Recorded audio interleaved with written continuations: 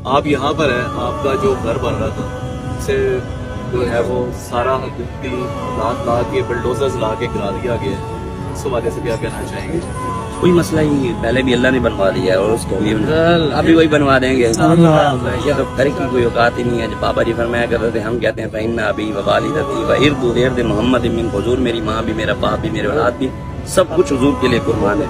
तो कोई मसला नहीं है, ये तो कोई मसला ही नहीं। परेशानी नहीं बनेगी, वापस जाएंगे छत नहीं होगी और वो कमरे नहीं होंगे। अब नहीं है तो क्या होगा? अब नहीं है तो क्या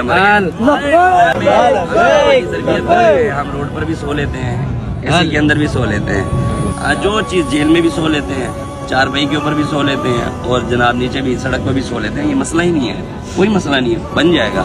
वो मालिक है। हाँ ये जरूर है, हम किसी और के आगे नहीं, ना हमने कभी और से तवक्को रखी है। हमारी तवक्को अल्लाह और उसके रसूल से है और इससे खूबसूरत होगा इंशाअल्लाह।